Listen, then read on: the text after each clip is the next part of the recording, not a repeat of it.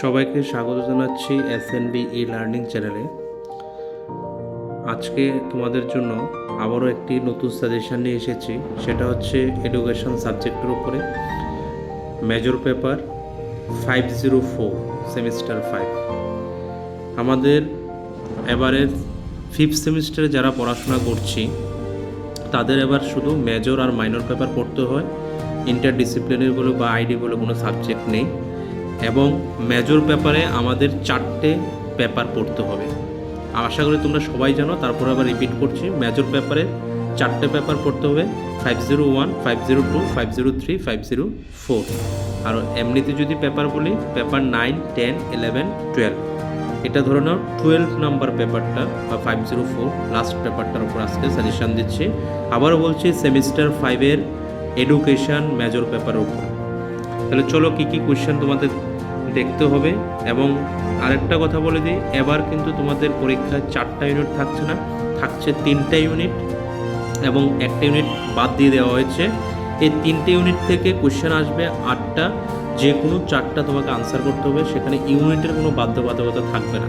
যেটা ফার্স্ট সেমিস্টারে তোমরা যে সিস্টেমে পরীক্ষা দিয়েছিলে, একসাথে 8টা কোয়েশ্চেন দেওয়া হয়েছিল, একটা ইউনিট থেকে দুটো পড়লে দুটোই আনসার করতে পারবে। ওই রকম সিস্টেমে ইউনিট ছিল না। এবারে কোয়েশ্চেনটাও ঠিক সেই রকমই হবে। আশা করি তোমরা জানো, তারপরে একটু বলে দিলাম।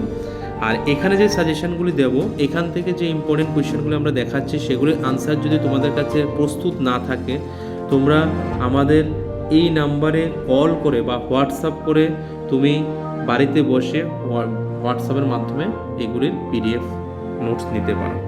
সেই নোটসের জন্য আমরা প্রত্যেকটা পেপার 750 টাকা করে রেখেছি। এবার তোমার একটা পেপার লাগলে একটা পেপারও নিতে পারো, 4টে পেপার লাগলে 4টে পেপারও নিতে পারো। 4টে পেপার যদি লাগে, সেখানে আমরা টোটাল আসছে, দেখো এখানে 4টে পেপার আসছে 3000 টাকা।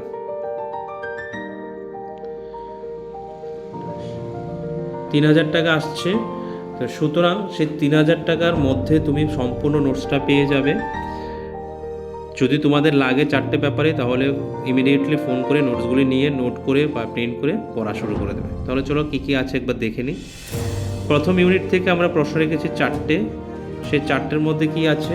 প্রথমেই আছে what is curriculum, etymological meaning of curriculum, discuss the natural characteristics and scope of curriculum, discuss the importance of curriculum in modern education. How many types of curriculum? Discuss the main principles of curriculum construction বা development. 3 number, what are the difference between traditional concept and modern concept of curriculum? Difference between curriculum and syllabus. 4 number রেখেছে what do you mean by activity centric curriculum এবং life centric curriculum. এখানে দুটো আছে, activity এবং life centric curriculum কাকে বলে, তাদের characteristic ও তাদের লিমিটেশন। এই হচ্ছে 4টে প্রশ্ন। 4টে প্রশ্ন যদি বলো এখান থেকে সবচেয়ে বেশি ভালো করে কোনটা দেখবো, 1 আর 2 ভালো করে দেখে নেবে। এগুলি পরীক্ষার জন্য বেশি ইম্পর্টেন্ট, বাকিগুলি 2 মার্কস বা আসতে পারে, নাও আসতে পারে। ইউনিট 2 থেকেও 4টে রেখেছি। সেখানে 4টের মধ্যে কি আছে, এনসিএফ 2005-এর উপর একটা কোয়েশ্চেন তৈরি করবে। সেখানে হোয়াট ইজ এনসিএফ, অবজেক্টিভস বা ক্যারেক্টারিস্টিক্স, তার প্রিন্সিপলস এবং বিভিন্ন ধরনের টেস্ট, অ্যাবাউট টেস্ট, এইটার উপর একটা কোয়েশ্চেন তৈরি করবে।